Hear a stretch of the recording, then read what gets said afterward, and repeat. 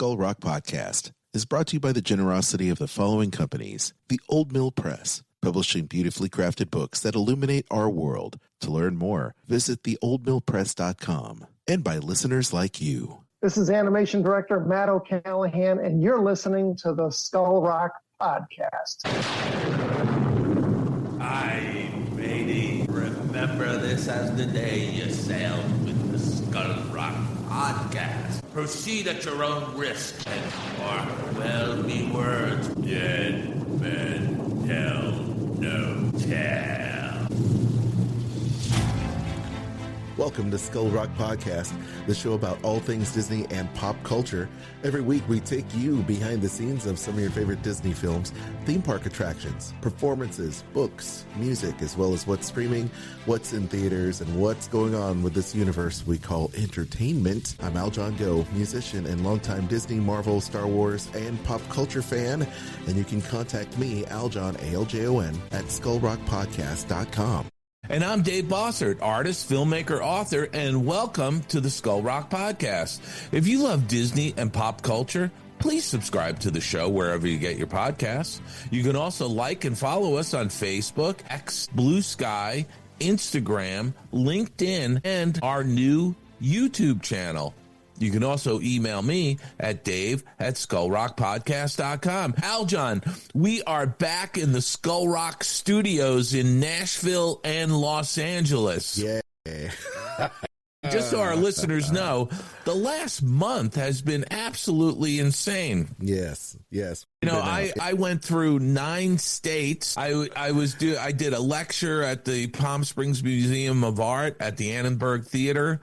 I was at the Animation Y'all Expo in Nashville and got together with you, which was fantastic, and your wife Kristen. We had a great time in Nashville. I love Nashville; it's a great city. And then Nancy and I flew to the East Coast. We were on the East Coast for several days. So now we are finally back to our normal schedule, and this episode is a catch-up episode for a lot of stuff, isn't it? It really is, Dave. First of all, it was amazing to see you and the wifey take the bookmobile down to Nashville for Animation Y'all, which was an amazing event. And not only to just, catch up and actually meet and do the show together, we talked to a lot of people and we just had a lot of fun. And of course, I've also been on the road too. So now that I'm back, I'm finally happy to kind of get back into the swing of things. It's kind of crazy how all the travel and the scheduling just kind of just changes.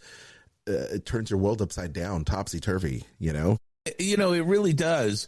But I do want to assure our listeners, because, we did have a comment from Pam, who's up in Toronto, Canada, and she said, boy, that was a short episode, because we didn't really have our normal wraparounds to the final Part 4 interview with Robert Lentz, master story artist. And we just played the episode, we more or less played the interview, and you used a little bit of AI, didn't you? I have an AI assistant that I call upon to do work for me when I'm not here. So that's just the way it is. We talk a lot about AI on the show, and I will say that, when you have a subscription service and you're able to use these type of services, pay creators, and these people lend their licenses to people that subscribe, it's a perfect way for creators to get paid to do what they do, which is great. I've in fact wanted to do it myself. I actually was thinking about doing an AI voiceover for myself, because at work they're getting ready to, I do the voicemail for work too, my work. So when you call the office, it's actually me that picks up and tells you what prompts to hit. And now I'm actually thinking about having my voice saved in a vault so they can utilize my voice in whatever they need for work, so that I can continue to service work without having to be pulled away from my regular job. I think that's great, because you really do have a radio voice. Thanks, Dave. You really do. You're too kind, because you have a great presenter's voice too, which is why you're still on Sirius XM doing Disney. But it is really cool. But I think it's great that you and I finally got a chance to meet, and our wives were able to hang out and talk, and I get to finally say that you and I have done the show together face to face instead of over. I know, at least once now, right? You know, yeah. But I think today we've got an awful lot of stuff to catch up on. We also have a lot of short interviews with folks that we met at the Animation Y'all Expo, and I have to tell you, Aljon, I had such a great time in Nashville and at the Expo. I could not believe that this was an inaugural event, because not only did it go so smoothly, it was sold out, and there was just a lot of great people from the animation community there, you know, and we saw so many friends, a lot of former guests from the Skull Rock podcast. I know, it's awesome. You know, when you have people like Chris Sonnenberg, or you have people like John Pomeroy. I mean, you know, this is great stuff. And I think it's just, what a great community. I think that the Bancroft brothers have kind of cultivated in Nashville, and John Pomeroy. And then you had, just a bunch of Disney people there too. It's just really great. I felt I'm going to rattle off some names. Matt O'Callahan, right? Aaron Blaze, Mark Henn, right? Yep. Tony and Tom Bancroft, of course, who organized the entire event. There was just so many folks there, and it was wonderful to see them. You know, Pam Darling, who used to work down at the Disney Animation Studio in Orlando. I saw her. Tracy Mars, who is, a production manager at the studio, and I think she's a producer now. She was there. I mean, there was just so many people that popped in, and I was just shocked when people were walking up to say hi. Yeah, absolutely. I mean, it's really great, and there's just a lot of great talented people, and I feel like this is just the very beginning. This is as they say, the tip of the iceberg. I think they're going to get bigger and better and awesome. So my hat's off to the entire team, and of course Lipscomb University too for hosting a great event. I felt like we were taken really good care of, and Dave, you got the booth and everything. It was good for you because you were able to meet a bunch of fans. I was able to meet fans too, but I mean, you got to definitely talk about your books and everything. Oh my gosh, it was absolutely unbelievable. I was signing books, nonstop the entire weekend. And Bob Weiss, the former president of Walt Disney Imagineering, he's a former guest of the Skull Rock podcast. He's the author of Dream Chasing and Ghost Dog, a novel. He flew in for the event. He was signing books all day Saturday and on Sunday until he left. I mean, it was just, it was really a madhouse. Yeah, absolutely. It was really great. I still have a bunch of pictures I have yet to post. I did post a picture of me and John Pomeroy together. Saw that. But I will be posting more, and Kristen took a bunch of pictures as well. My significant other was there for one day, one afternoon, and took some pictures of us. I said, we got to get Dave and I pictures together because we don't have any together. We always just comp ourselves into whatever thumbnail, and now we have it. So now it actually happened. Dave and I actually had done a show face to face. I know, and it really was so much fun. The other thing I wanted to mention to our listeners is we got some great interviews. I know so many people commented on the Robert Lenz interviews, the 4 parts that we did with Robert Lenz, who's just an incredible story artist, super nice guy, somebody who's a veteran of the industry. I think we should go into our mailbag here. Okay. Skull Rock Podcast answers your email. We need special transmission from a former guest. Yeah, Mike Coachella, who is a listener and a former guest, sent us a note. He said, "Bravo. Just listen to the 3rd episode of the Robert Lenz interview. It is a masterclass in film and story development." And something, I got to say, Mike, appreciate your email, but also I've gotten a lot of other notes on social media from people just saying how much they respect Robert as a story artist, think he's terrific, just were blown away by the interviews. I mean, Robert was really thoughtful in talking about his career, talking about storyboarding, working on these movies. Many people have grown up with, and that was something, Aljon, a lot of people were coming up and saying, I grew up on all of these movies you guys worked on. Oh, kidding. I mean, yeah. It is great. It's high praise, definitely, from Mike, because we respect Mike, obviously, you know, having worked at Disney, having worked in film and animation. But I tell you, you know, I wasn't okay. So a lot of pulling back a little bit of the curtain here. I'm not always with you when you interview these guests. People are like, hey, what happened to Aljon? No, I got that a lot. Yeah. You know, it was sort of like, you know, when we reran the Joe Hale interview, you were much more active in the interview, and I there were some people who made notes, you know, on social media, made comments saying, how come Aljon isn't doing as much with the interviews? You know, and as you said, part of it has to do with the fact that just from a scheduling standpoint, we cannot always be together on those. Yes, exactly right. I mean, I try to chime in when and where I can, but a lot of times, a lot of your guests live on the West Coast, and it's really difficult for me on Central Time to make our schedules line up to where it lines up with our guest appropriately. That's exactly what's going on, and I definitely try to chime in where and when I can, but I also think it's really great that Dave has such a great rapport with our guests because they've worked together in a previous project or whatever the case is. You just kind of let it roll and let it kind of unfold. But every now and again, I'll be like the Ed McMahon to his Johnny Carson, which will be kind of neat. You know, how about that for a pop reference that's outdated? There you go. There you go.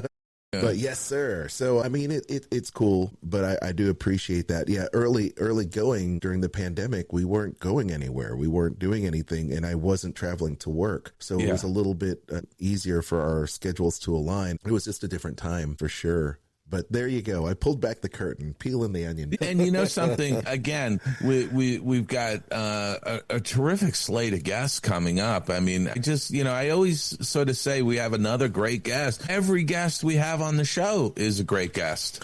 You know, it really is. It's amazing. You know, we've got a multi-part interview with Ted Thomas, who's a documentary filmmaker, and he's also the son of Frank Thomas, one of Walt's 9 Old Men. So we're going to talk with him. We've got, you know, Ruben Procopio coming up. We've got, Canadian animator Roger Sejan coming up. I mean, there's so many great interviews, and we keep getting incredible feedback from people saying that, you know, they love what we're doing. We're documenting, you know, the animation community. We're talking with such great talents, you know, week in and week out, and having them tell their stories. It's just, you know, we are enjoying this show. And the one thing I walked away from the Animation Y'all Expo with, Aljon, was how many people came up to say that they listened to the show and they really enjoy it. I couldn't believe it. I felt like this was back in my radio days, Dave. I haven't felt like that in a long time. It's 2009, Dave, was my last real FM radio call. Yeah. And, fall of 2009, and being out there with the gear set up reminded me of being on a live radio show. It was really cool. And then to hear people compliment us on our show, it was really great because once again, the show was born during the pandemic and you don't get that immediate feedback. And it's great to get the comments and the email, but it's another thing to actually have people come up to you and say that they listen. Yeah. And it takes a while to build an audience. Mm-hmm. You know, and it was very clear at the Animation Expo that the word has spread about the Skull Rock podcast. Yeah. I mean, I would say it really, you know, people were saying it's like the premier animation, you know, podcast that's out there, you know, that we're talking about film and pop culture and interviewing all these great talents that are working on all these incredible films or have worked on incredible films. I mean, it's just amazing. It's great that people can find they can find their wheelhouse, they can find their tribe, with these kind of specialized podcasts, like the Bancroft brothers have got their animation podcast, and there are others, of course, us. And it's just not being a Disney fan. It's more than that. It's really, giving people their flowers and recognizing their contribution to the art form. And it's just a really wonderful thing. And I'm just glad to be a part of it. Glad to meet everybody out there. It's just very humbling, and it's an honor to be on this show. It was a lot of fun, and I will say that the Skull Rock hot sauce was a big hit. It was a big hit. We ran out of it. So the thing I will say is that we're already booked into the Animation Y'all Expo for next year. I already talked to Tony and Tom Bancroft. We're there. We're going to be there again, but this time we're going to have a lot of Skull Rock. Yay.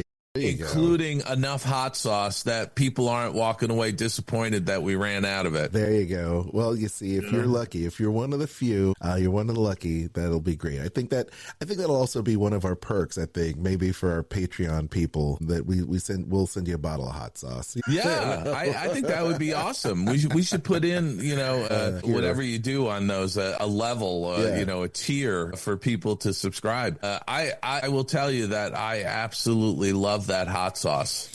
It's yummy. It's really good. Like, the kids love it. I mean, my son, he's 4 years old, and he loves salsa and hot sauce and everything, just like my wife. And he's like, I really like the hot sauce, Daddy.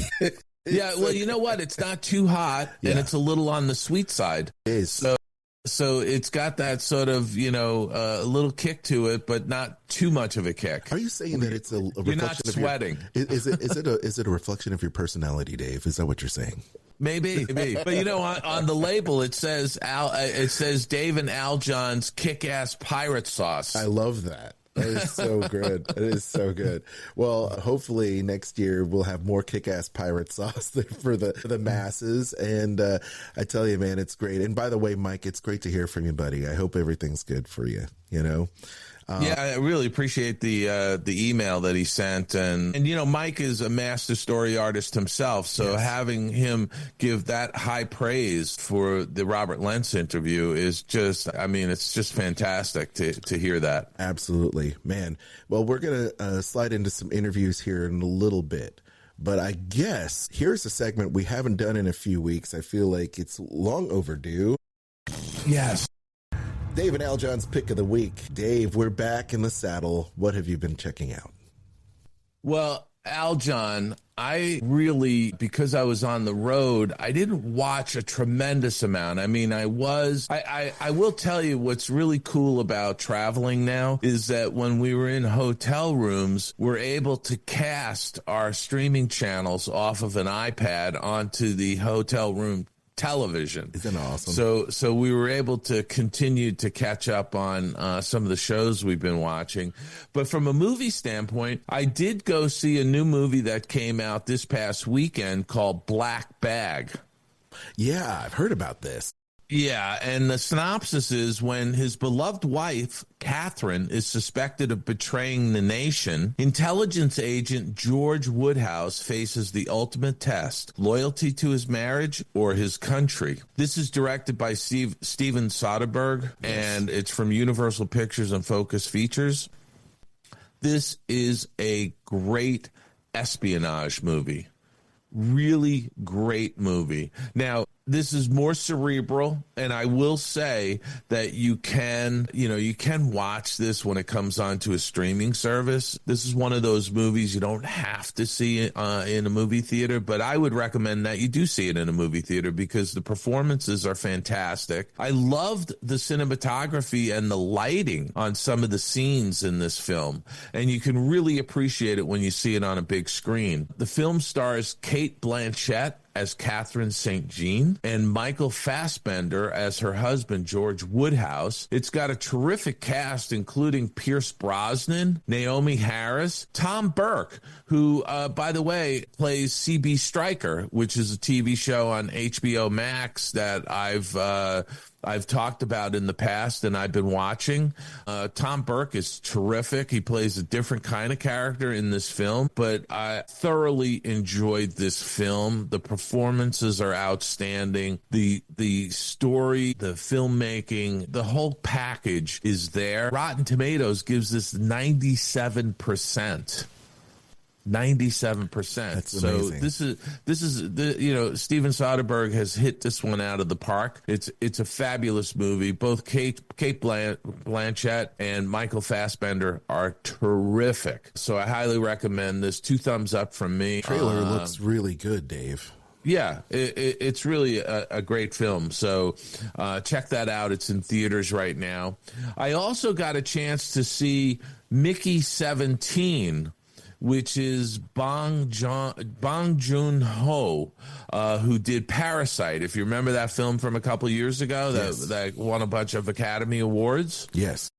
Yeah, so this is sort of his next movie, follow-up, Mickey 17, and the synopsis is a disposable employee is sent on a human expedition to colonize the ice world Nefheim, and after one iteration dies, a new body is regenerated with most of his memories intact.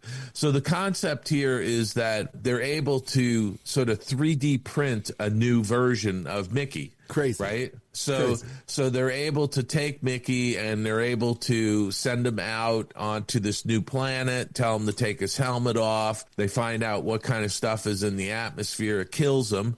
And then they reprint him with all of his memories, yes. right? And it's sort of rinse and repeat. They do that a bunch of times until they think he was killed, but he wasn't, and he winds up coming back, and there's Mickey 17 and Mickey 18 living in the same space, right? And so the craziness ensues. It's a bit of a comedy.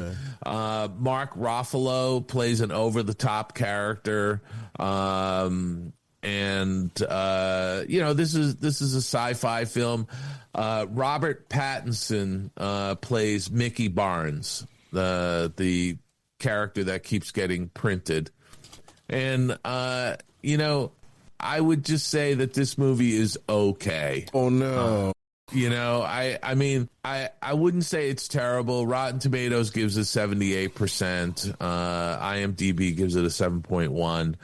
I enjoyed it, but it's not a movie I would run back to see again, and I kind of judge films on, would I watch the movie again? Yes, of course. Right? Like the Bourne trilogy, Right. I think I've watched each one of those like 10 times, right? I so enjoy those movies. Black Bag, which I just talked about, I would see that again. Mickey 17, it was okay. It was it's a sort of a popcorn movie. I don't think I would go out of my way to watch it again. The trailer looks so intriguing. Yeah. And there's a lot of dark comedy that I can glean from it just because of Mark Ruffalo, his reactions, as well as Robert Pattinson, the way he's kind of 3D printed and kind of splotches on the ground and everything is just really funny, but also dark. Wow. It's crazy. It's almost like Groundhog Day. It's almost like Groundhog Day in space. So those were movies I saw at the movie theater. I saw another movie, but this time on Netflix, and it's called Carry On.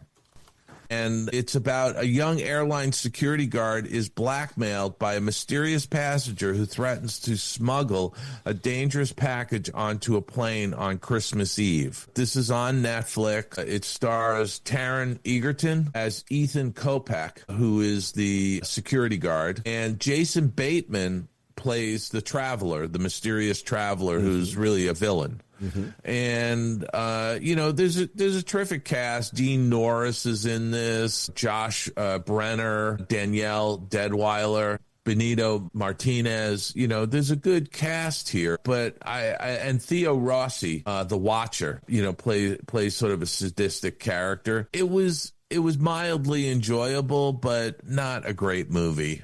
And the best part about the movie, and I almost will say spoiler alert, but I'm not going to give too many details, is at the end when the Ethan Kopech character, the security guard, takes out Jason Bateman's the traveler character. That was really the best part of the movie. I agree. So this is something you can watch on Netflix while you're doing other things like cleaning your house and paying bills. Okay. You're right. I mean, it is good to see Jason Bateman play against his type, isn't it? It is. It was kind of refreshing, actually, seeing Jason Bateman as a villain. Yes. But, he was also a very reserved version of himself. Agreed. So until the end, by the way, he wasn't wearing an Oxford shirt and khaki pants, which is kind of what he does in every film. Yeah. So, now to stay on Netflix, I binge watched the entire season of Running Point with Kate Hudson. And the synopsis is a reformed party girl must prove herself as a businesswoman when she's unexpectedly put in charge of her family's pro basketball team. So this is almost patterned on a Jeannie Buss, who, the Buss family owned the Lakers, right? So this is Kate Hudson taking the reins of a fictitious Los Angeles pro basketball team called the Waves. This is a great cast. Kate Hudson hits it out of the park. Chet Hanks is in this. Brenda Song. Drew Tarver plays one of Kate's brothers. Scott MacArthur plays one of the brothers. And Justin Theroux plays the third brother, who was in charge but has to go into a rehab center because of a drug problem. This is just a wonderful comic series on Netflix. Rotten Tomatoes gives it 78%. I would say, it's 88% in my book. Very funny. Kate Hudson, who's the daughter of Goldie Hawn, is absolutely spectacular in this show. And by the way, one of the creators is Mindy Kaling, who's an alum of The Office. Yes. And she is a terrific writer and just a funny individual. So this was, all I can say is, this is from Mindy Kaling's production company, Kaling International. Mm-hmm. And it is just a great series. And it's so good, Netflix has already picked it up for season 2. So check that out, Running Point on Netflix. Awesome. Also on Netflix, I watched season 2 of The Recruit. Okay. A fledgling CIA lawyer gets caught up in a dangerous game of international politics with when a former asset threatens to expose the nature of her relationship with the agency unless they clear her name. Honestly, Rotten Tomatoes gives this an 80%. Actually, it's 68%. And I will say season 1 was pretty decent. I enjoyed it, even though the lead, Noah Centineo, who plays Owen Hendricks, I don't think is a great actor. I mean, I'm just being honest here, you know? And it really comes out in season 2, and part of it has to do with the really lame writing. So all I can say is I watched season 2 of The Recruit, and it left me flat. I didn't completely enjoy it, but I finished it. And guess what? Netflix has canceled the show. Well, there you go. That says it all, right? Yeah.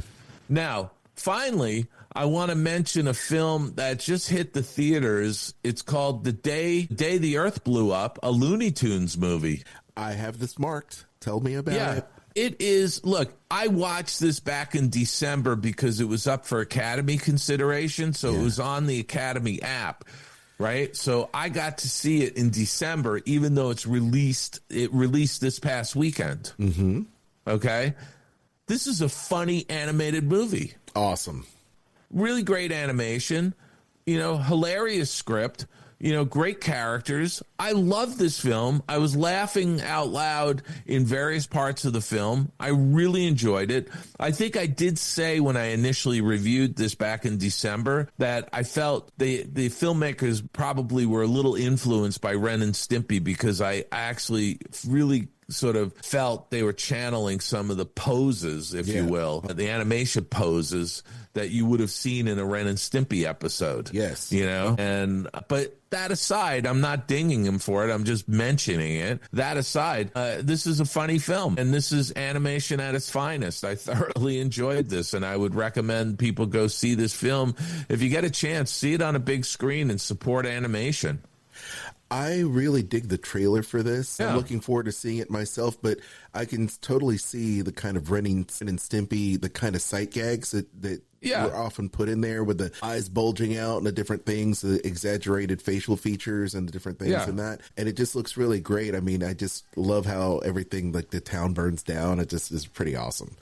Yeah, no, it's fabulous. The synopsis is Porky Pig and Daffy Duck become Earth's only hope when their antics at the local bubblegum factory uncover a secret alien mind control plot. Faced with cosmic odds, they must save their town and the world while not driving each other totally loony.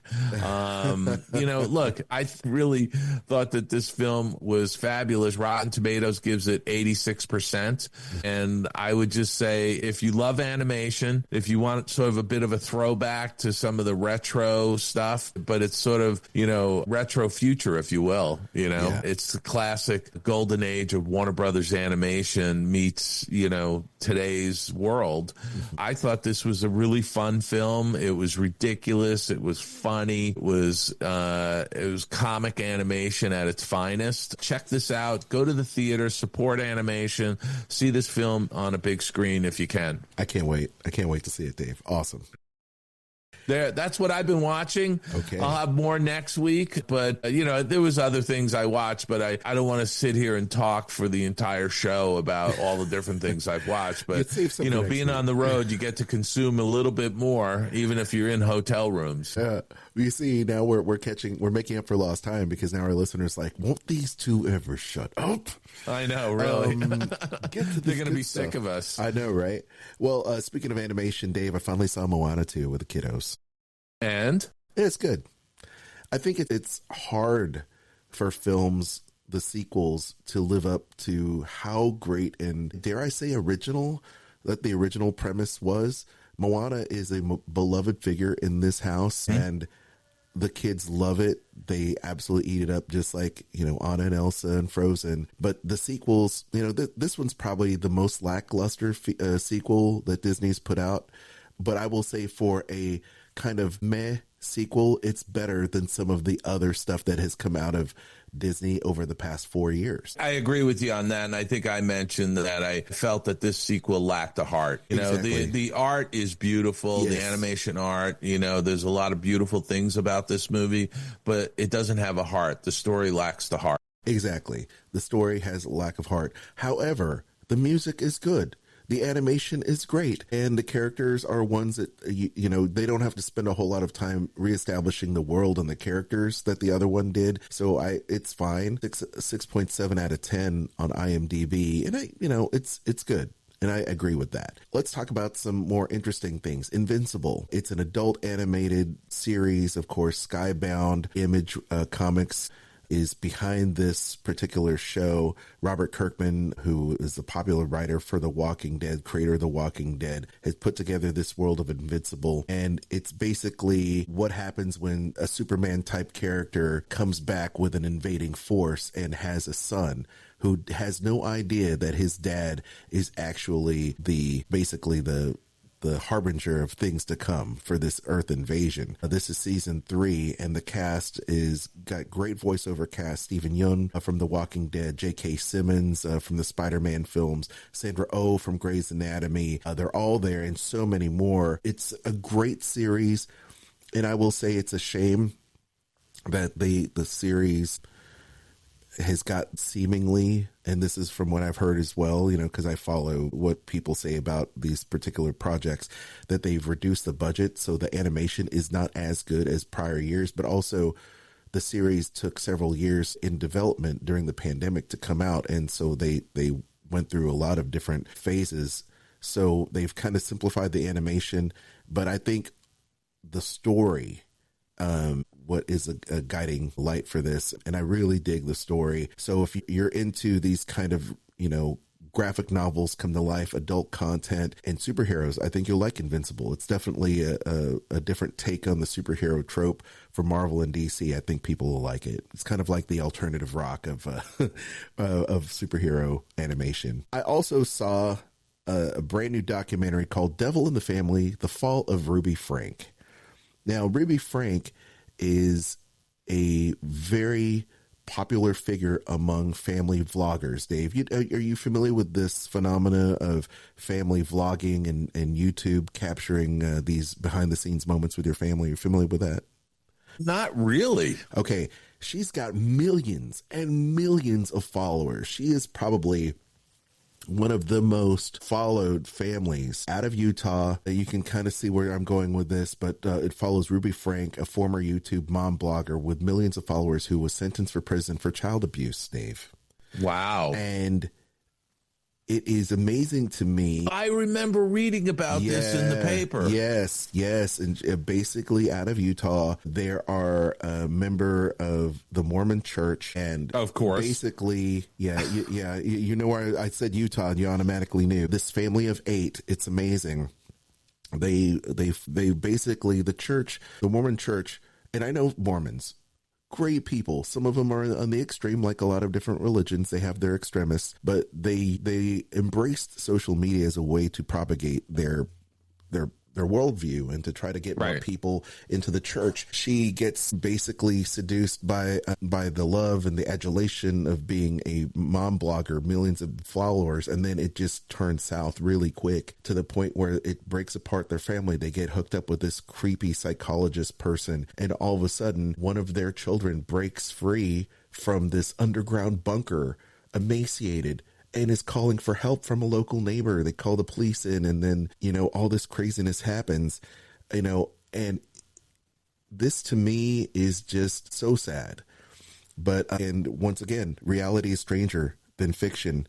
Check it out. It's very strange, but internet culture has kind of made it possible for these people to kind of come out and expose themselves in a really strange way. Devil in the Family: The Fall of Ruby Frank. Check it out. If you're a fan of documentaries like this, true crime, you'll love it. Speaking of something completely opposite, I'm a fan of Stephen King's work, and his short stories, The Monkey, is one of those stories. Twin brothers Bill and Hal find their father's old monkey toy in the attic. A series of gruesome deaths start. The siblings decide to throw the toy away and move on with their lives, growing apart over the years. And of course, it resurfaces. Craziness ensues. This is a dark, over-the-top splatter horror. The splats come in unexpected ways that leave your jaw on the floor. Like, what did I just see? It was completely quiet and bam, something happens. And it's kind of like, this mysterious mythical object is introduced into a household, whether it's a doll or a trinket or something. And because of the evil tied to it, it opens up a world of craziness. And so you have the supernatural object, you have the splatter death effects that happen throughout the film, which are completely just jaw-dropping, and the kind of independent film A24 style that they put in this. I think you can see where I'm going with this. It's a little bit more than fair. It's about a 6 to me, but the reason why you should watch it is just it's over the top. It's completely outrageous. Aljon, I saw the trailer for this and I thought, this looks really good. It's dark, Dave. I mean, it's really dark. It's dark and over the top. So I feel like it's a short story for a reason. So there's a lot of filler in this. I think the running time may be like a little over an hour and a half. I think if they stick to 30 minutes, it would have been fine. So there's a lot of filler, but it's not a bad watch at all. And I think the cast pulls it off really good. So like I said, 6 to 6.5, I think is good for this film. So it's a good watch. Would I watch it again? Probably not, but it is outrageous. So if you like Cocaine Bear, you'll like this, right? That's kind of where I'm going. I generally shy away from the horror movies, but this one had a comic edge to it. It does. It's a dark comedy. Yeah. I think you'll appreciate the dark comedy aspect. Okay. I did see the series finale of Blue Bloods. Once again, Tom Selleck and family. What are you, 75? I am 75, Dave. I am 75. It's on CBS. I couldn't help myself. So much of my life has been in that TV show.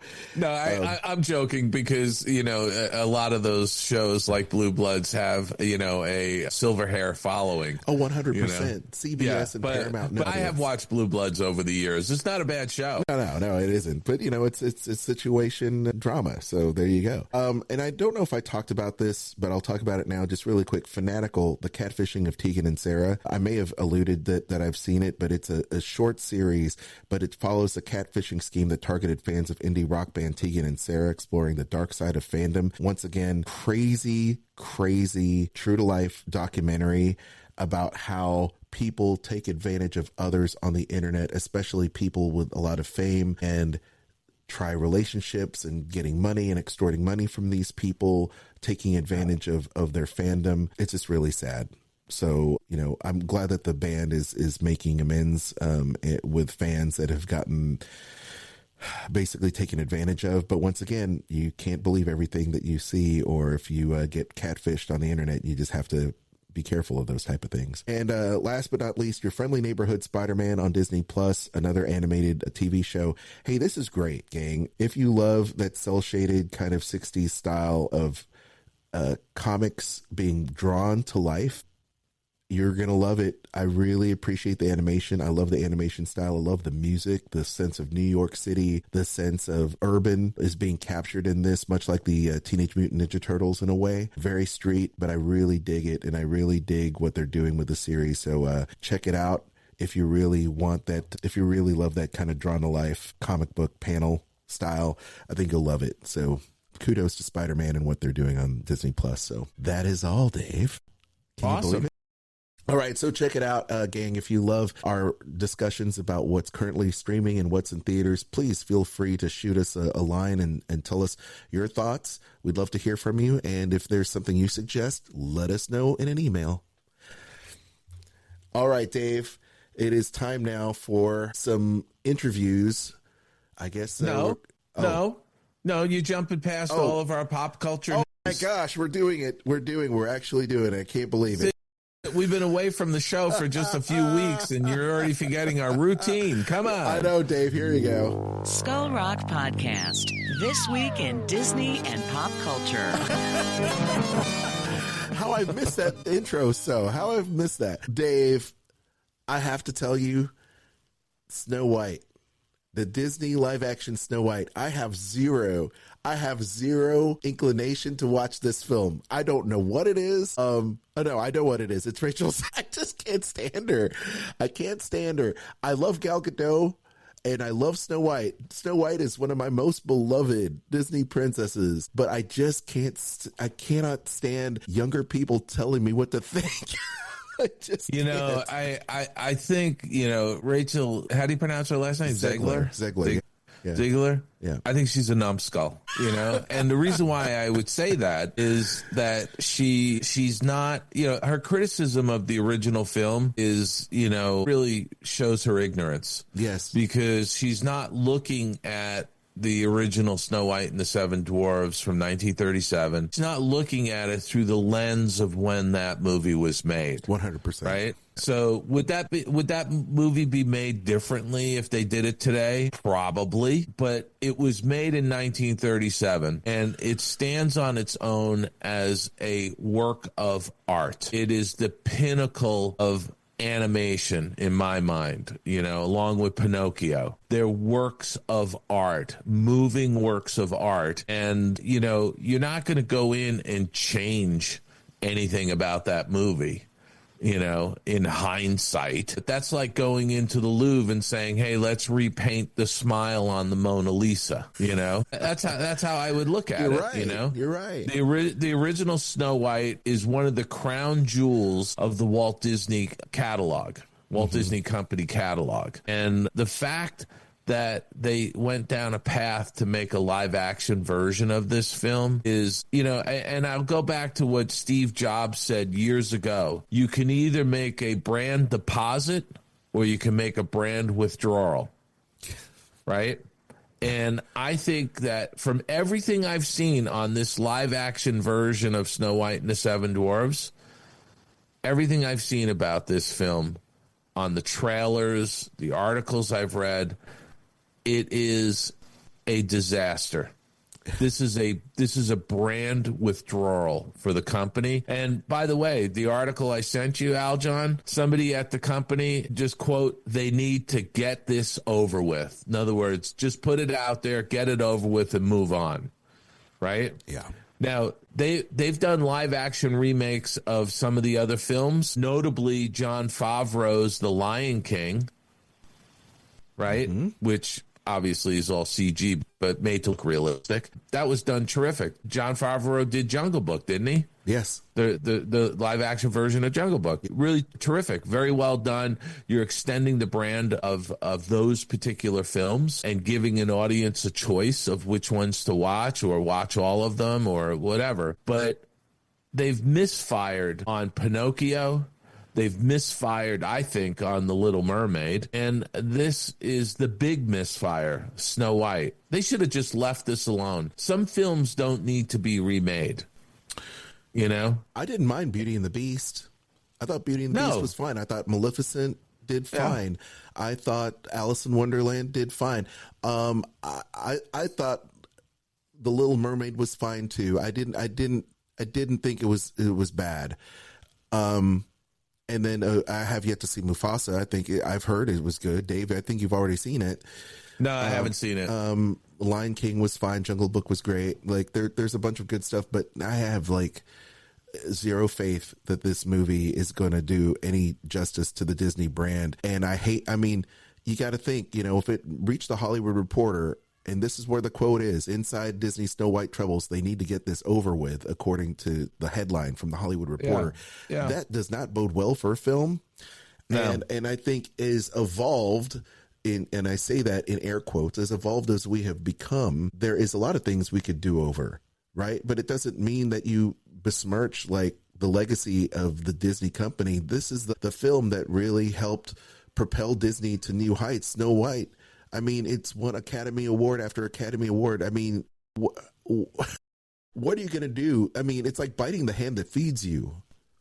Yeah, honestly, I think, look, this film will open this coming weekend. I think it's the 21st it opens. Look, they're trying to, they're putting something out to an audience that maybe isn't familiar with the original animated film. And I would argue that movie-going audiences have become conditioned to consume garbage. And so, terrible films sometimes make a lot of money. This film may make, it may have a $40 million opening weekend. I don't know, but I'll be surprised. And the other thing that's troubling when you look at the trailer, Aljon, the dwarves are terribly animated. Yes. They're terribly designed in my mind. Mm-hmm. I just think they're just awful all around. And for a company that was the gold standard of animation, to allow something like this to go out is really, going back to what I was saying, it's a brand withdrawal, and it's sad to see. It's not like they didn't have time to fix it. They initially had big people, like normal sized people, to portray this, and they totally had messed that up, because I remember seeing the initial looks at this going, what am I watching? I thought it was Snow White and the Seven Dwarfs. It was hideous. Yeah, it was awful. But I will say, there is redemption, hopefully, coming in the form of Lilo and Stitch. I saw the trailer for that. I'm glad you mentioned that, because I watched the trailer for the live action Lilo and Stitch, and I have hope for that. I actually enjoyed that trailer. I did too. I actually, after I watched it, I thought, well, I always felt like Lilo and Stitch could have been a live action movie, period. 100%. I loved it. I feel like that's how you do a remake. And so I felt good about it. I actually felt good about Disney's Aladdin. I thought it was not bad. And I felt even better about Beauty and the Beast. So that's what I'm going to do. I'm going to cleanse my palate of this conversation. and Thank you. anticipate Lilo and Stitch. Now, speaking of the Walt Disney Animation Studios, we've got a first contract, workers ratify first contract. Dave, can you tell us a little bit about what's going on with this higher wage rates and all this stuff for the animators? Well, actually, this is for the production staff. Okay, production staff. This is the first contract. The production assistants, production coordinators, production managers, production supervisors have unionized at Walt Disney Animation Studios. Gotcha. And they're unionized under the Screen Cartoonists Guild Local 8, which I find, I don't know, it just seems odd to me. Having been in the guild for many, many years, it just seems odd that you'd have managers of the artists, essentially unionized under the same umbrella. Seems kind of strange to me. But as I've said in the past, there's way too many of them at Walt Disney Animation Studios. I think there was a previous article that said there was something like 90 some odd production people. That's part of the problem they're having at Walt Disney Animation Studios trying to find their sea legs again, is that there's just too many of these people running around with clipboards managing stuff. Gotcha.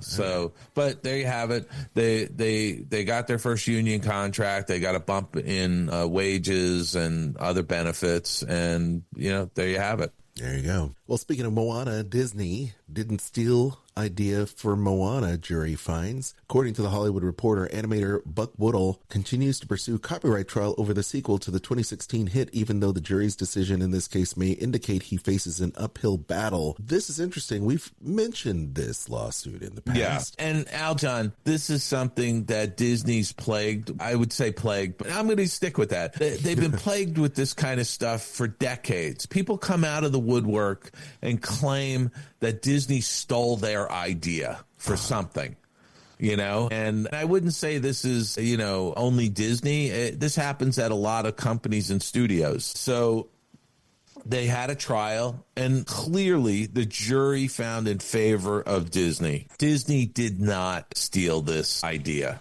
Okay, this is an idea that was developed internally. They had John Musker and Ron Clemens, both of whom have been past guests on our podcast. They were part of this trial. They testified. John pointed out that there are similarities between Moana and some of their past films, like The Little Mermaid and Aladdin and, Hercules. So, they're drawing from their own experiences in creating their stories. Mm-hmm. And I think the jury, found this right. And by the way, this guy was suing over Moana 2 because the window for him to file a lawsuit on Moana had closed. He couldn't go after, so he went after Moana 2. So I have more power to the fact that the jury had the sense to rule in favor of Disney, and now it's time to move on. It's really, it's kind of crazy because people are constantly sending stuff into the studio.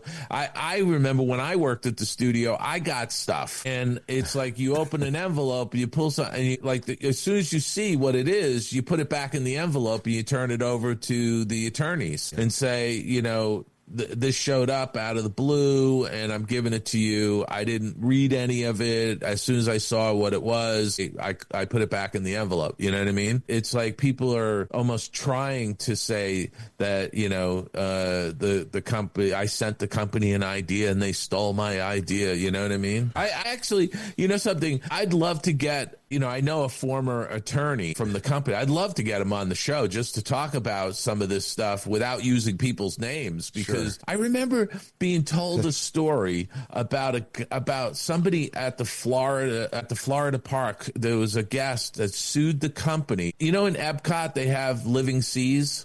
Yes. There was some attraction there where the ride vehicle simulates you going 1,000 fathoms under the sea. Yes. Right. And some guest claimed that their eardrums were ruptured by the pressure change. Right. And this actually apparently went to trial, and the Disney company submitted the blueprints for the attraction. Yeah. And it showed that the ride vehicle went down 10 feet or something, 8 feet in the attraction.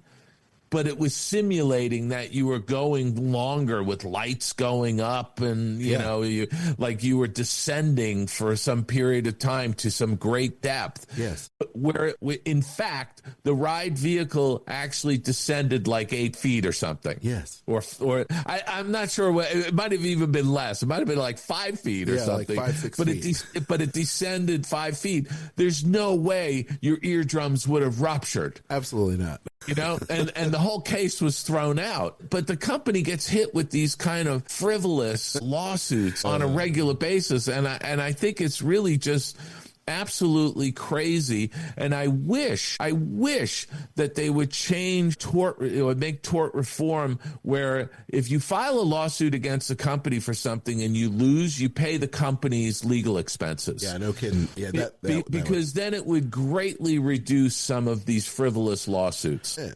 You know, because I feel like you waste a lot of people's time and effort, you know, doing this. It's just a waste. Yeah.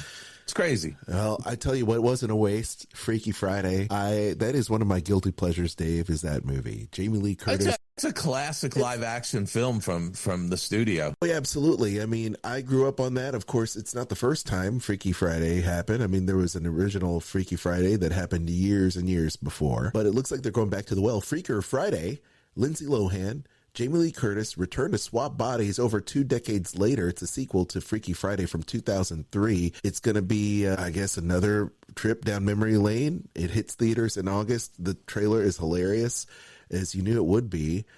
And, of course, this is being released by Disney. Of course, 2003's version was released by Disney as well under Buena Vista Entertainment, I believe. I remember seeing that one in the theater, and I'm excited about seeing this one too. It looks like you know, the trailer looks terrific, and I love the fact that they're doing this. I think it's great. I think it appeals to today's audience because, you know, the parents today were kids back then when they saw it. You know, in the theaters, the original. I think it was just a fun trailer, and I'm looking forward to seeing this in the theaters. You want to see something great? Check out Freaky Friday from 1976. Featuring Jodie Foster and Barbara Harris. That is what I was initially trying to find out, and I am looking forward to it, Dave. The two of them have great chemistry together. They really do. It's a great trailer, and I look forward to the film. Yeah, they can make it up to... to Jamie Lee Curtis because she never, unfortunately, the Haunted Mansion film didn't really do anything because it was released during the pandemic, and I didn't think it was that bad, but hopefully they'll make up for it. All right, Dave, Bosch Legacy. Dave, you've seen this show, yes? I'm a big fan of Bosch and Bosch Legacy. The trailer for season 3 has dropped. It looks fantastic. Titus Welliver plays Harry Bosch. Yep. And tackles his last case. This is the end of Bosch Legacy. Yeah, great actor, by the way. Yeah, he really is terrific. I mean, honestly, I wish they would keep making Bosch because Titus Welliver is just so terrific in this series. Plays a great character, Hieronymus Bosch. I'm going to be sad that this is the last and final season of Bosch Legacy. Now, the difference between Bosch and Bosch Legacy is that at the end of Bosch, Harry Bosch resigns from the LAPD, and Bosch Legacy picks up him as a private investigator. Right. Still with his contacts at the LAPD solving cases. And I just think that this is a really terrific series, and I wish it would have gone on longer, but this is the final season. Check out the trailer for Bosch Legacy. There you go. I was going to say, didn't he retire in season 2? But yeah, there you go. That's how season 3 will wrap. Prime Video. It's going to be dropping here on the 27th of March, so just a few days away. Yeah. Believe Ted Lasso finally renewed for season 4 at Apple TV. Just in the nick of time, I would think. And then I'm thinking to myself, why did it take so long for them to mention it?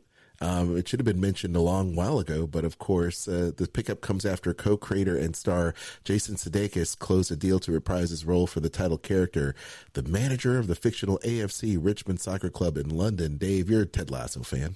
I love this series on Apple Plus. I really did. I thought it was a great ensemble cast, and they're getting most of those people back. You know, Hannah Waddington is coming back. I think Juno, what is Juno's last name?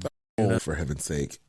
I can't remember her last name, but she's in talks to, and I'm sure she's coming back. Juno Temple. Juno Temple, thank you. She's in, they're having discussions about her coming back, but I'm sure she's coming back. So they're bringing the band back together, the Ted Lasso band, and I really look forward to this. And gosh, I hope there might be a season 5 after they do this, because it's such an entertaining show with a really talented ensemble cast. It's just it's funny, it's poignant, it just pulls at your heartstrings in the appropriate places. It's just really well done. It's great when you see a streaming series catch fire like Ted Lasso has, and so many others. Just when you think that, streaming is the way, and network TV is kind of dying a slow death, so to speak, to find series that keep on going and have gas past, 3 seasons is quite rare. And at least I believe it's quite rare. Dave, you follow it a lot more than me, but I think it's great that they're bringing the band back together to give fans what they want. Absolutely. All right, Dave, here comes a segment that everybody's been waiting for. Obituary Roll Call. Can you believe that Animation Y'all people actually mentioned how much they like Obituary Roll Call? I was really surprised, but you know what? I've gotten some funny feedback about that. It's so strange. But you know what? I have to say, look, death is part of the life cycle, right? It's like, we're only here for a certain amount of time, and I think it's appropriate to celebrate people, especially those who have had a really long run. It's like you celebrate those people, and then of course we're sad when somebody dies, prematurely, and doesn't get that full run. But this time around, Gene Hackman. Oh man. And boy, what a crazy story. So we haven't had Obituary Roll Call. The Skull Rock Pirate Crew. Listening to this, that we've been on the road. We haven't had a chance to do Obituary Roll Call for like 4 weeks. And this story kind of led the charge the week that we ended up being on the road for Animation Y'all. February 27th, we found out that Gene Hackman and his family died, and not his family, but his wife, I think his dog had passed away. He was 95 years old. Of course, award-winning star of The French Connection, Gene Hackman. Everyone loved Gene Hackman. Under the most, I guess, strange circumstances. It's just totally strange, because it turns out that apparently his wife died first, and she was like 65, and she died of hantavirus, which is spread by rodents. Yes. Right? So she was overcome by that and died in a bathroom in the house. But apparently Gene Hackman was alive for like another week or 10 days or something. Yes. And then he died of heart failure, and apparently had Alzheimer's disease. And their dog died because the dog was in its cage. Yeah. And clearly must have died of starvation. Yeah. Isn't that so sad and strange? It's just so absolutely sad. But you know what? I want to celebrate this guy's career, because he's been in so many amazing films. I mean, he really got noticed when he played Clyde Barrow's older brother, Buck, in Arthur Penn's Bonnie and Clyde in 1967. Mm-hmm. And then he just went on to do some incredible films. I mean, talk about, The French Connection. Folks, if you've never seen The French Connection, you should watch this film. Mm-hmm. Gene Hackman plays a police detective, Popeye Doyle. He's just one of the great cinema characters that that's been in film history. I would highly recommend, if you've never seen The French Connection. It was made in 1971, directed by William Friedkin. Really terrific film. You should watch that. There's also Clint Eastwood's The Unforgiven from 1992. Yeah. Another great film. And then Mississippi Burning from 1988, right? I mean, there's just so many terrific, really terrific films. Hoosiers, 1986. Hoosiers, one of the great sports movies. These are all classic films, Dave. I mean, these are absolutely all classic films. There's, he played Lex Luthor in Superman. That's Lex Luthor, by the way. Yeah. Opposite Christopher Reeve. Yeah. Get Shorty, The Birdcage, The Royal Tannenbaums. Oh, yeah. Created by Wes Anderson. I mean, he just was an absolutely riveting actor, and he leaves behind what an incredible body of work this guy leaves behind. And it's just so sad that his life ended the way it did. It's the most bizarre circumstance. Yeah. But I will tell you that, growing up a Gen Xer, that Gene Hackman was just one of the greats, just one of the all-time greats. It's very sad, but man, what a body of work. I mean, every single film you mentioned, Dave, it should be on the historical, what is it? The film association, The historical film registry. The film registry. Yeah. I mean, it should be. The Library of Congress Film Registry. That's it. Honestly, I've seen The French Connection probably a half a dozen times. It's such a great movie. Absolutely. 100%. Yeah. Well, speaking of greats, the David Johansen, the flamboyant New York Dolls vocalist, he passes away at the age of 75. A lot of people might know David Johansen from Buster Poindexter, Hot, Hot, Hot, which is a perennial at every wedding known to man. Every wedding band, every wedding DJ plays it. The conga line starts here with David Johansen, but I remember him as a New York Dolls vocalist, and so do you, Dave. I've got a funny story, Aljon, because I had the debut album of the New York Dolls. Yeah.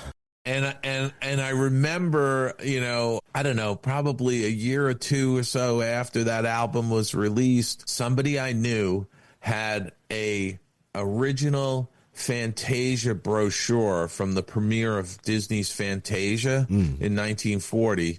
Right, this is multi-page, booklet, if you will, that was handed out, I think at Radio City Music Hall when they played Fantasia, or some theater in New York City. Anyway, people who are into Disney memorabilia know exactly what I'm talking about. I traded my New York Dolls album for that. The person who had that Fantasia brochure wanted that New York Dolls album so badly they were willing to give up that. I think I got the better deal. I really do. No, it's not autographed, but it's in really good condition. Okay. And I don't know if they pinched it from somebody in their household to get that album or what, but I didn't ask questions. And I still have that brochure. I would think, and we're talking probably 40-45 years later, Of course. So well, there you have it. But David Johansen not only was the lead singer of the New York Dolls, he was he created this Buster Poindexter character.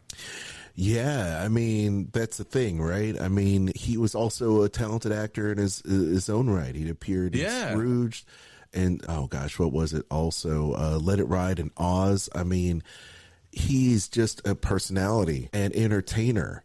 And so, go back through and check out the New York Dolls. I mean, as a guitar player myself, I mean, you look at New York Dolls, you look at Johnny Thunders, Rick Rivets. I mean, the band was just kind of the band that kind of ignited that whole kind of, scene past David Bowie and punk rock and glam, as it were, back in the early 70s.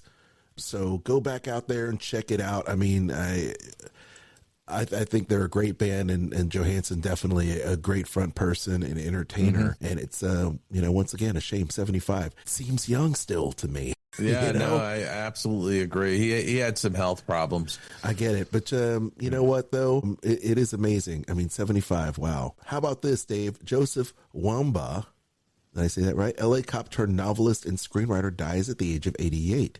He wrote The Onion Field, The New Centurions, The Blue Knight, and created realistic anthology series Police Story. I do know Police Story from growing up. He is pretty prolific, looking over his resume of the different things he's done throughout his career, Dave. I mean, that's, once again, you write about what you know, and he knew about policing. Yeah, no, without question. The thing I would say about him, Aljon, is that first book he put out was documented the murder of a group of law enforcement members that were gunned down in an onion field north of Los Angeles. And just so you know, Aljon, I live within a couple of miles of where that happened. In fact, the area that I live in used to be a lot of agriculture, and they farmed onions out here. Whoa. For many years. In fact, the town center near my home, which is, a shopping mall and restaurants and stuff like that, used to be onion fields. Whoa. Before that town center was built. And so there were two guys, Greg Powell and Jimmy Youngblood, who were petty thieves. And they get pulled over by a detective and his partner, and they're gunned down by these guys. So these petty thieves turn into murderers, and they're both arrested.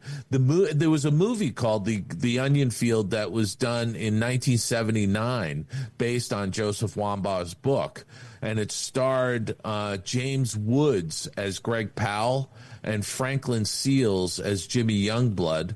And the detective, one of the detectives that was killed was John Savage, and his partner Campbell was played by Ted Danson. And this was all over an illegal U-turn. Interesting. Yeah, so it's really, again, a great movie, by the way. People should check this out, The Onion Fields. But Joseph Wambaugh wrote that book, and it spawned the movie and documented, a horrific crime that happened here in northern Los Angeles. Wow. Fascinating. Yeah. Absolutely fascinating. Well, definitely check that out. And Dave, thanks for providing a little bit of that story. Very interesting life for sure. Peter Raymundo is featured artist behind Lilo and Stitch.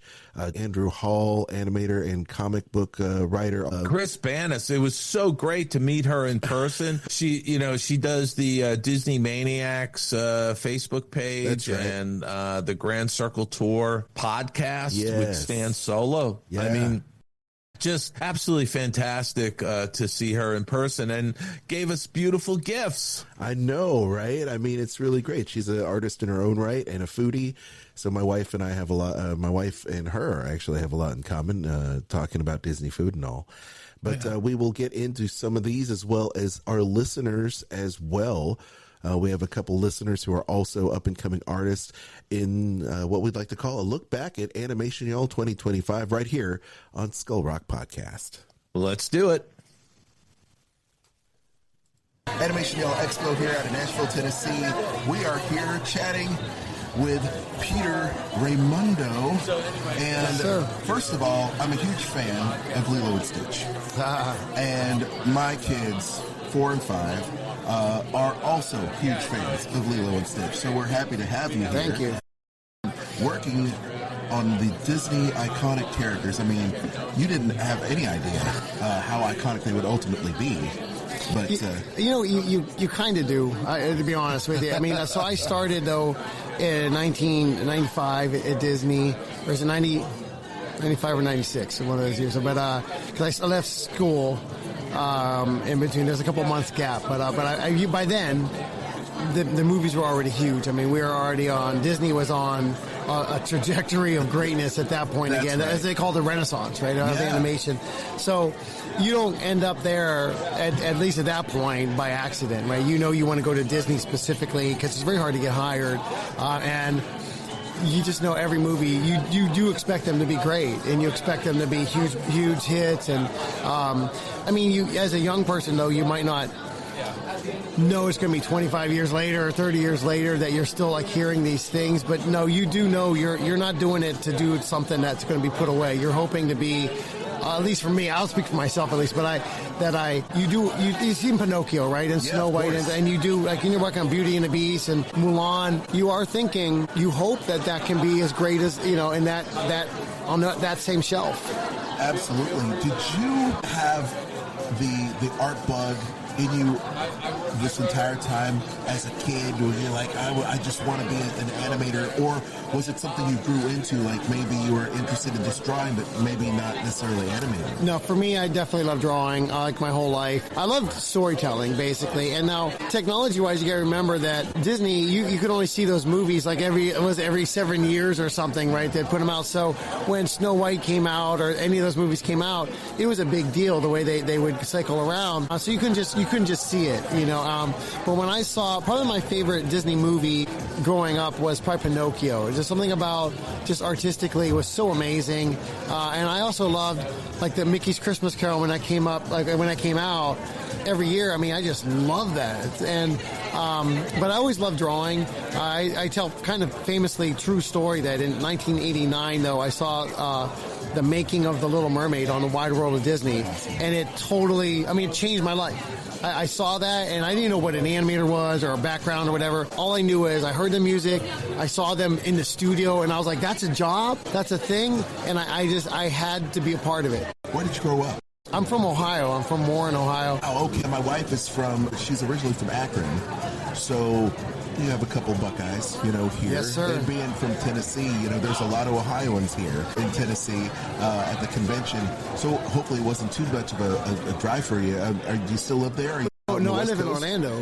Orlando. Because I worked at the Florida studio. That's right. That's right. The Bancrofts were telling me. I think we actually had them on talking about you at one point.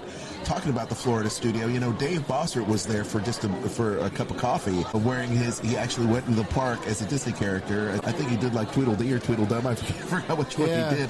But doing that, you had the bug in you as a child, Ohio. Did you go to Cal Arts, or did you go so study it's funny you say school? that. I was just speaking with a bunch of people. I went to the Columbus College of Art and Design, CCAD, where many Disney people came from, and just talking to Chuck Vollmer, who and I won't say all their names, but there's a line of people from CCAD. But actually, I'm from Ohio. That's in Columbus, Ohio, and that's about I went to CCAD. I got a 4-year scholarship there, so that's one of the reasons I went there. But they had hired. So I started in 90. I graduated high school in 91, but they had hired people in, I think, 89 and 90. And that's why I went there. That was their selling point. That is awesome. Mm-hmm. Well, I know we could spend a whole show, and we will, because we're going to touch base with you after these conventions and have you on the show to do a proper podcast to talk about your life, your career in art, your career in animation, illustration. But you've got a couple things that you're doing now, talking about Lucky Scramble. Why don't you talk a little bit about that book? Okay, so this is Lucky Scramble's my newest. It's my 8th book of my. I do a lot of picture books and chapter books. This is my first graphic novel, and it's published by Penguin Random House, and this is actually it's about competitive speed cubing, right? A lot of people don't even realize that there's an actual world around solving Rubik's cubes, right? So cubes, and it's a really intense world. But this story is a fictional story, though, about 5 very, very different competitors all converging on a speed cubing national championship. I love it. I love it. Yeah. It looks amazing, and once again, I'm sure you can check out more on your Instagram, where you can check out everything that Peter is doing, all the conventions, all the books. Raymundo Arts. Did I say that right? Raymundo Arts. Well, that's my website. And there you go. And then Peter_Raymundo_author. Yes. On Instagram. And we'll put a little link in there. And we'd love to have you back to do a proper show to talk about your career and everything, and especially talking about your time at Disney, but definitely your books and everything you're doing for Random House, Penguin, of course, Marvel, and everything else that you're doing. So thank you so much for joining us. Thank you. Trip back. Enjoy animation, y'all, in Nashville. Skull Rock Podcast is thrilled to announce that we are now on Patreon. Dive deeper into the world of animation, films, and behind-the-scenes stories with your hosts Al John Go and Dave Bossert. Not only will you be helping to keep the magic alive, but will be part of our special community. We want to thank friend of the show Joshua Volkert, as well as Skull Rock crew members Steve Minch and Chris Banis for their support. If you would like to join our Skull Rock crew, please visit our Patreon link in our show notes or visit patreon.com/Skull Rock Podcast. Thank you for listening and for your continued support of everything we do. Welcome back to Animation, y'all. This is Skull Rock Podcast, hanging out with Andrew J. Hall, artist extraordinaire, children's books, comic strips, and running wild. What's going on, brother? Not much. How are you? I'm doing real well. What's going on with you? Man, just hanging. This has been a great expo so far. Fantastic. Year one. Where are you from originally? So that is a deep question. I get that a lot. I was born and raised in Alaska, moved to Arizona in high school, and then have lived the past 18 years or so in Virginia. So, yeah. Close to the beach? I live at Virginia Beach. Awesome. So I love Virginia Beach. Yeah, about 2 miles away from the bay. Not the actual beach, but the bay area. Oh, no, that's great, man. I mean, I used to travel up there for work quite a bit, and there's a little bit of a party scene, which I can appreciate. That's all the Navy sailors. That's right. So no, it's a party.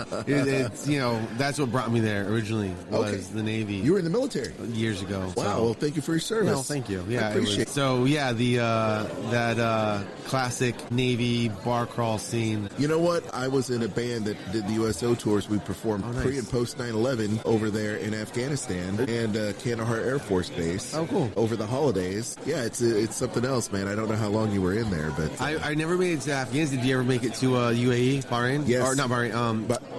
Jabal Ali. Emirates, no, but I did do Bahrain. I didn't go to UAE. I don't recall, but I did do Bahrain. Okay. Afghanistan, and we had this little Qatar. sand pit. At the pier where where USO bands would come and exactly, what I mean? I know. And I know. beers were 25 cents. They were great. I will say that it was the like troops, Foster's beer or something, No, but you know what? At least it was decent. Yeah, it was right? fun. I mean, when you're 18, you don't, whatever. Exactly. No, it was great. Well, that said, what led you to drawing and being an illustrator? So my story is really kind of I don't know if cautionary tale is right. It's the right word, but my story of my life has always been, serving the government, do that sort of thing, like kind of public service, right? Yeah. My dad was a firefighter. My sister's a firefighter. I was a firefighter after the military. So all these things, and I say all that kind of leading up, there is always this innate, just artistic side of me. And I don't mean this in any negative way, but there was never any fostering of that. I didn't grow up in an artistic family. And so after the military kind of not finding a home for me, and I say that like that internally, not finding a home with that, not finding it in the fire department, always just having this desire to draw and tell stories. All of a sudden, it was like, our son was born, and I was like, I had this idea, and it was just like, it's just something snapped in me finally. It was like, I want to do this. And so that's what I did.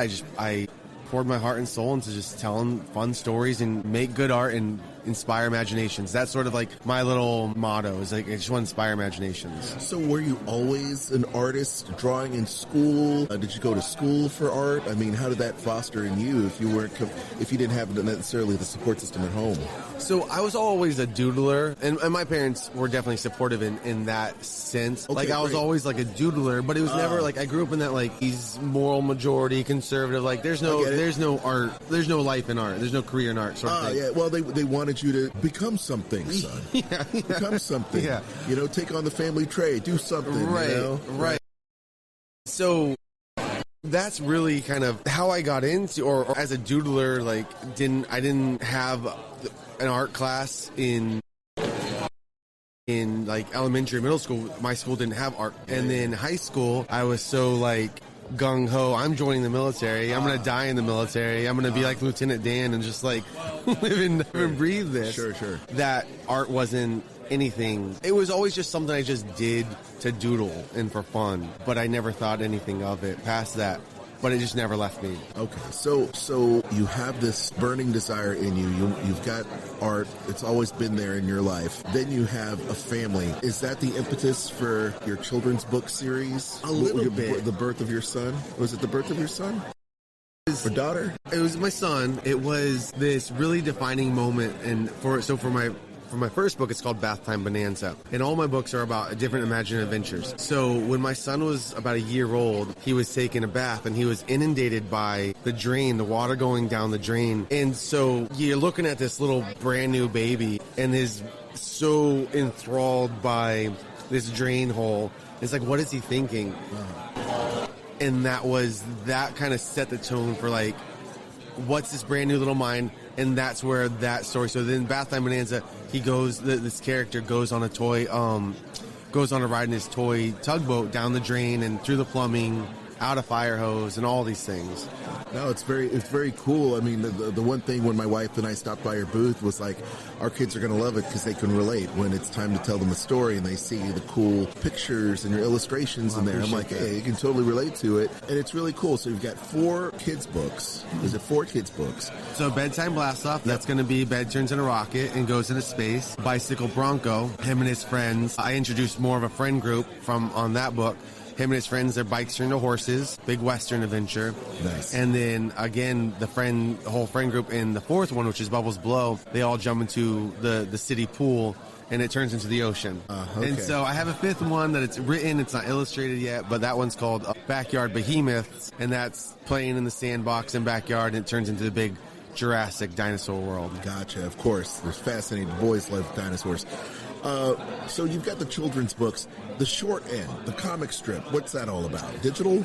It's my creative outlet of just something different, trying to just draw something different, tell funny stories, come up with ideas. So the short end is really born out of Instagram, really. I just posted to Instagram and online and everything. It's a little web comic, but it's just funny little non sequitur jokes.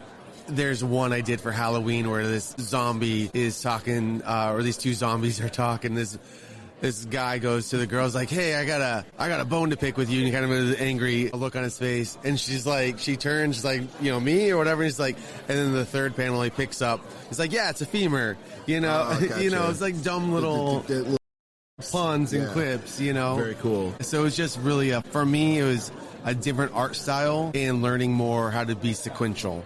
Well, speaking of art style, you've got another thing going on. Shall we talk about Roman Wild? Because it looks like, this is a concept maybe that you're wanting to shoot for the small screen or the big screen, something like that. Absolutely. So, it's one of those things where the kids' books have kind of taken a life on of their own. And as I continue to create more and more, I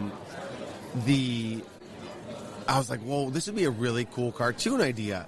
So Running Wild is just this, again, them being different imaginative adventures. So I have worked on the pitch Bible. It's been really cool. Like I wrote the theme song. I got the music produced for that. I storyboarded a lot. So it's one of those things where it's in the works, but I don't know what that looks like yet. Okay. No, that's cool. It's a concept, a work in progress. Another thing I see in progress is superheroes. Yeah. I'm a big superhero comic book nerd myself. What do we have going on for your world of superheroes here? So in anything I do, whether kids' books or comics or cartoons, I want to be original. I want to tell fun, original stories. So my comic book characters, I think I have 7 original kind of characters on the chopping block that I want to bring to life. And I'm working on one specifically that I'm going to try to get out this year. And I don't want to share too much yet because I don't have anything official, but it's the main 2 storylines that I'm really working on. One is about a little girl, like a middle school age girl. That's my biggest one that I just absolutely love, and that is a comic book that for me I want to introduce girls that age more into comic books. Gotcha. More so than they already are, and I know they are, but I love comic books, and so I say this kind of tongue in cheek that there's not a lot of girl superheroes, because there are, I don't want to be, but I want to create one that's their age, kind of like how Spider-Man was, not comparing it to Spider-Man, but no, I mean it's great to have those kind of turning age or coming of age stories. Absolutely. Right. And I think the more you put that stuff out there, the more people that could possibly be affected by it. Right. So that's her whole thing. She's this girl, she's a native Alaskan girl, kind of pulling from my history of growing up in Alaska, and she moves to LA, a big city with a completely different everything. Not just that, but she's like this 11-year-old girl who is still very much a child, but she's now surrounded by all these girls that are 11 going on 22. She's a fish out of water. She's sheltered. She goes into the biggest pond you could possibly drop her off in. Right. And so she's drinking from a water hose, really. And then obviously she has these superheroes or superpowers that she is developing and using and trying to obviously have that dichotomy of identity crisis sort of thing. I got you. No, that sounds really cool. Well, I mean, that's a lot of really cool stuff. Very established. You've got the children's stories. You're working on your shorts, and of course the comic book and the Running Wild and everything. Where can people check out your work? Maybe purchase your books if they're interested. So so my main platform is Instagram. I think that's kind of everybody right now. Yeah. It's Andrew J. Hall Art. Follow me on there. You can get it. There's obviously a link in the bio that you can get everything. You can send me messages and do that. My main selling platform is going to be on Etsy right now until I can get, you know how it is. No, that's great. I mean, so just go to social and check out Andrew J. Hall Art. And all one word. Yeah, Andrew J. Hall Art, and check him out. Buy the stuff, support this great artist, and we look forward to seeing more of you in the future. I appreciate it. I appreciate it. Thank you so much. No, thank you. This is Rasulullah Zadani, layout supervisor, and you're listening to Skull Rock Podcast. Your attention, please. Now loading on track number 1 for a trip around Walt Disney's Magic Kingdom. Skull Rock Podcast. All aboard. Your main street to the world of Disney. All right, Dave. Wow. A lot of interviews, and what a tremendous weekend there. Animation Y'all in Nashville. And we're looking forward to doing it all over again next year. Should be fun. I can't wait. I honestly can. I think this is like the big animation community expo that's coming together once a year in the central part of the country. Yeah. I mean, and I think that they needed to do this in Nashville, because there is a big animation community there, but it's able to draw people from all over. I mean, we had a listener, Erica, who came up from southeastern Alabama. There were people from Florida. There's people coming from the East Coast and northern Midwest area, and hopefully we'll see some people coming down from the Toronto animation community next year. I think that'll be great. It would be really fun if we did a live podcast there as a panel. I think that'd be a lot of fun. Yeah, and, something we could, maybe talk to Tony and Tom Bancroft about. Yeah, I mean, for you guys to moderate some kind of panel about the state of animation, or just about the different things about story, or different things about the process, or whatever the case is, about sharpening your skills, whatever the case is. There's so many different ways that you can do that, because there's so much wealth of knowledge you guys could pass on to the. I'd love to hear from some of our listeners. I really, if you're listening to the podcast and you have some suggestions as to what you'd want to see on a panel discussion, drop us a note. Yeah. You know what? It might even be cool for us to do another panel discussion. We haven't had one in a while where we have multiple guests talk about a particular subject, but man, that would be so good to have for programming. I agree. And Let's Dave, do that. You're a great panelist too, and once again, gang, thank you guys so much for tuning in to yet another edition of Skull Rock Podcast. We made it to the end. Yay. And if you love Disney and pop culture, as well as film and streaming content, please be sure to like, share, and subscribe to this show on all your favorite podcast. I almost said podcast. It's a podcast. It's also a podcast platform. All right, go ahead. Especially on YouTube. That's right. I know.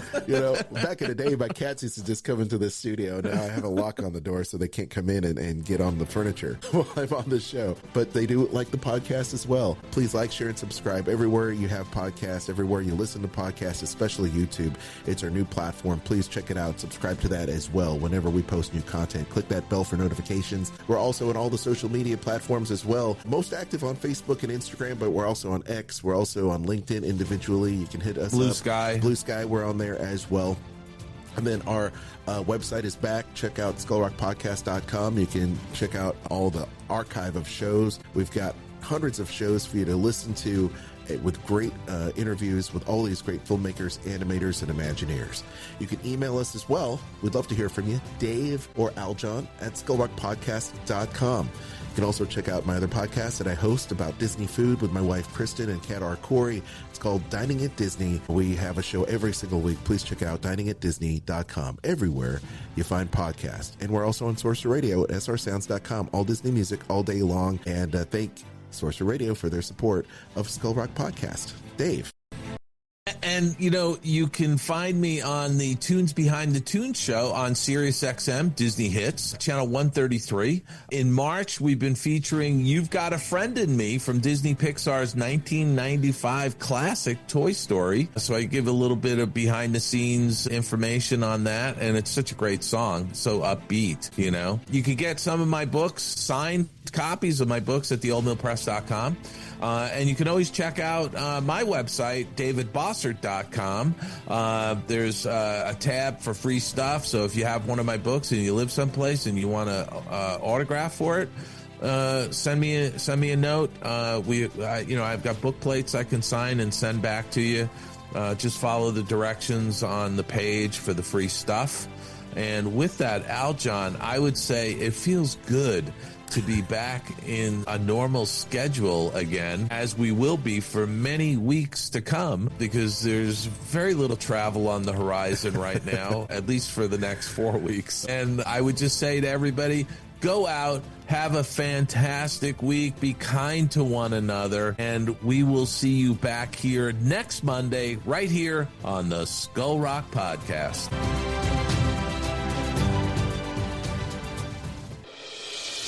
If you're looking to take your next Disney vacation and want it as stress-free as possible, I encourage you to reach out to my wife, Kristen, with themeparksandcruises@gmail.com. Kristen, what is this week's travel deal? Well, right now, if you are looking to enjoy the Epcot Flower and Garden Festival, which is just around the corner, I have the perfect deal for you.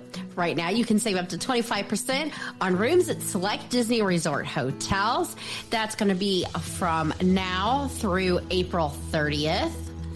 If you are staying at the Deluxe or Deluxe Villa Resorts, that's where you're going to see the 25%. If you're staying at moderates, you're going to see more of the 20% and 15% at your value resorts.